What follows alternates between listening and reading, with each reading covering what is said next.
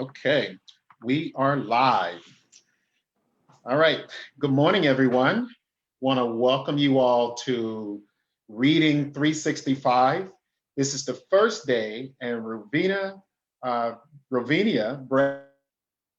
Braddy is the first reader of this series. We're going to be reading every single day at 11 and 11:15, sharing books.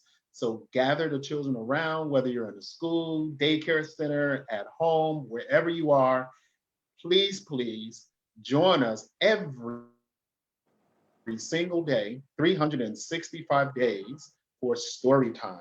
So Ravina Rowe, Rowe is a retired school teacher. She's a playwright, and she's written three plays, two books, and a teacher's guide, and two novels. She's been really busy. I've had the pleasure of seeing her read throughout the years, and she's just a fantastic educator. And we love her stories, and we love her stories about diversity and acceptance, and you know, and working with people with disabilities and things of that nature. You've been a really big advocate, Ravinia, and we really appreciate the work that you've done over the years. So we welcome you and thank you for all the work that you've done, and we look forward to your story this morning. Thank you. All righty. I hope you all are having an amazing morning out there. And I know school looks a little bit different, but I am so thankful for Mr. Stokes, who has decided, him and his daughters, to put this together. So thank you. Thank you for all that you have done with the world of the literary world. This morning, I want to read you a book. It's a folk tale. And I love folk tales because what folk tales do is they tell us, they give us a little lesson. They tell us a lesson. So we're going to read this, and I'll tell you what the lesson is after. The name of this story is called In the Rain Field. Who is the greatest? And the book was written, I always think authors are important. The book was written by Isaac O'Loughlin, and it was illustrated by Anne Grifagani.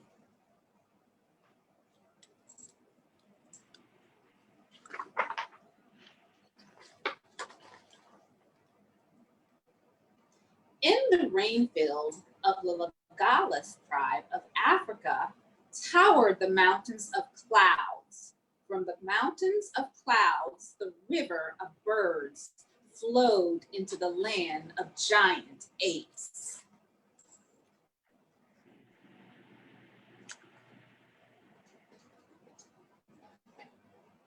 So this story takes place in Africa.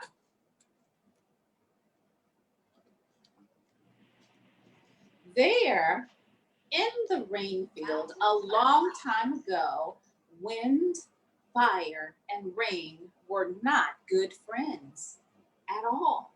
And it happened one day that they had an argument about who was the greatest.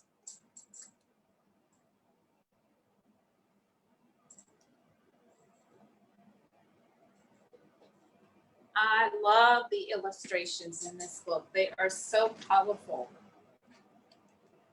I'm the greatest, whistled Wind, because I am the fastest of all three. And nobody can see me or catch me. Nobody.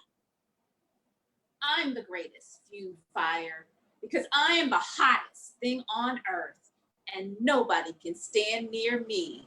Nobody. There they are, arguing over who's the greatest.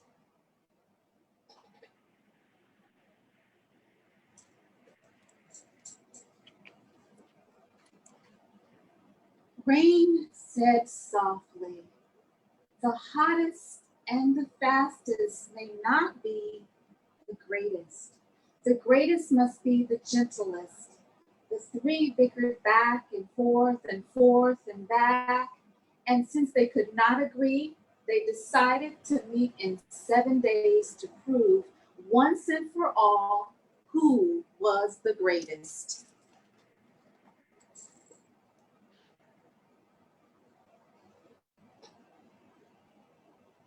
Uh-oh. Let's see what happens. At last, the 7th day came. Wind was first to prove its greatness. Wind became a gentle breeze, then picked up speed, whistling. Soon its whistling grew into an angry, howling windstorm.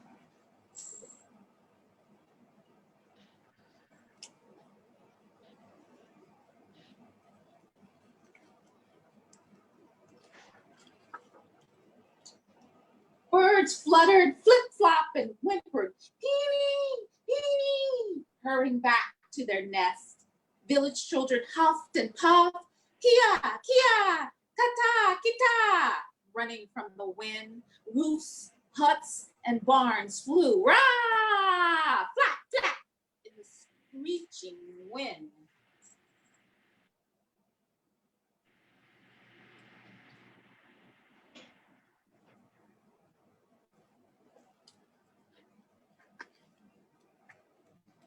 Leaves flew, fruit flew, branches snapped, trees bent, goats, sheep, dogs, and cats floated in the air. Me, baha! Wow, wow, meow, meow. Wind, wind, wind, wind whined everywhere. Everybody prayed for wind to stop. Fire and rain yelled, "Stop, wind, your time is up."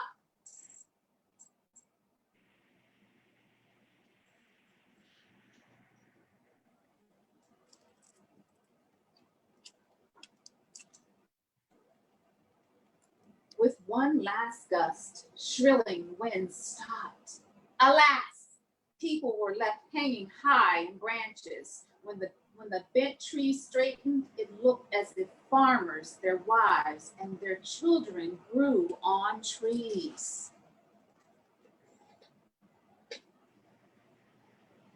Here they all are after wind finished.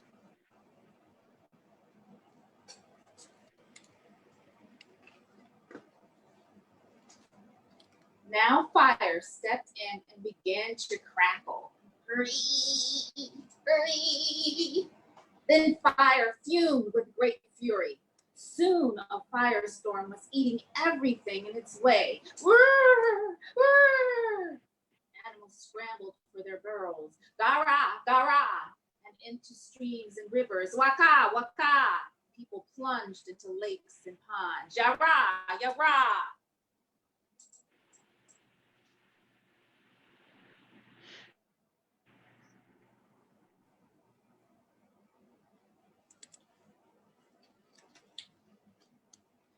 African milkbush whined at the taste of fire. Kiss me quick, plants weaned at the taste of fire. Fire kissed flame of the forest tree, and the tree exploded into fountains of fire. Fire hopped over streams and lakes and kept on in a mad rush, going in every direction.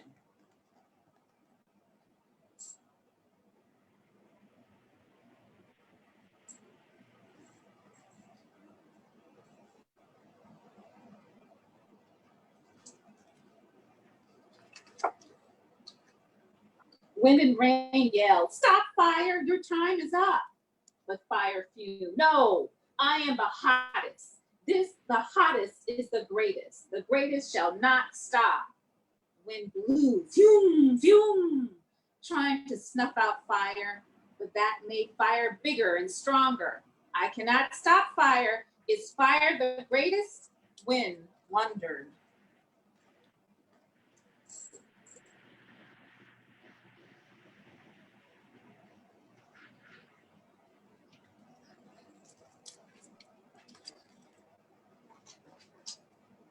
Then suddenly the sky darkened, dim, dimmer, dimmest.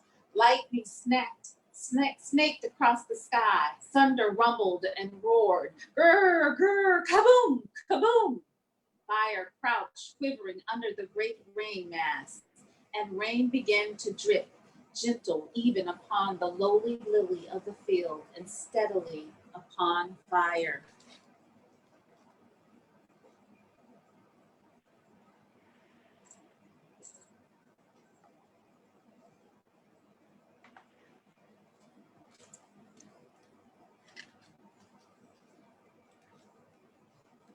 Rain, rain, singing rain, Winnie, Winnie, Winnie, Winnie, everywhere.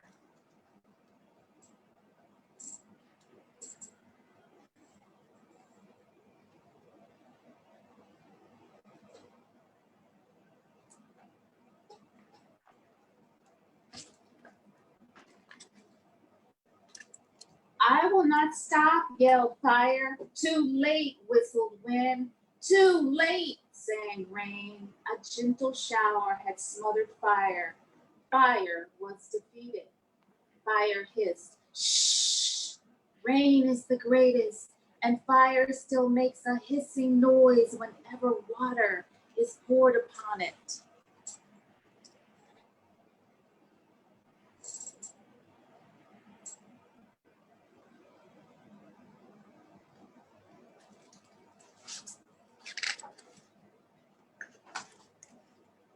Humans and beasts broke forth in cheers for rain and wind, which could not snuff out fire.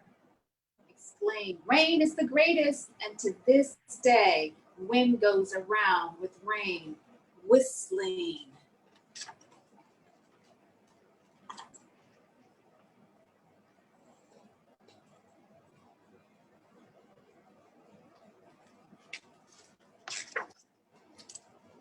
There is rain and wind on our last page. And our last page says, rain is the greatest, the gentlest is the greatest. So remember when I told you that folk tales give us a lesson at the end of the story? Well, I've read this story before, and I've read it to several classes, and I always tell them that a gentle word is better than a harsh word. So your lesson from Bro Braddy today is a gentle word is much nicer than a mean word. So remember that. Right? I truly enjoyed reading to you today, and I hope you enjoyed the story In the Rain Field.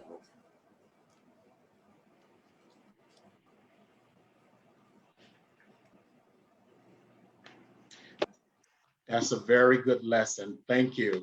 Awesome, awesome job. Having me. So what was that? I said, thank you for having me. Yeah, no, thank you for sharing that beautiful story, that beautiful lesson. You know, our children at any time needs to have that lesson and be reminded. We all do. So thank you for that. What made you choose that book today?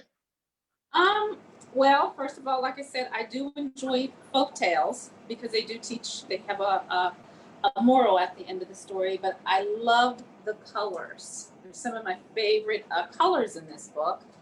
The illustrations are beautifully done. And it tells a story of diversity. So I wanted to be sure to include that.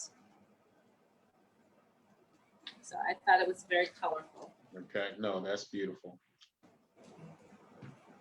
Wonderful. Well, thank you so much. We have a technical difficulty, so Gloria, we're going to have to reschedule her for another day. She's having some problem with the Zoom link, but these things happen, right? So we want to thank you though for kicking the first. What's that? Oh, you're welcome. I'd love to do it again. Thank you so much. And folks, right. we'll ask. Hold on a second, Ro. Stay on.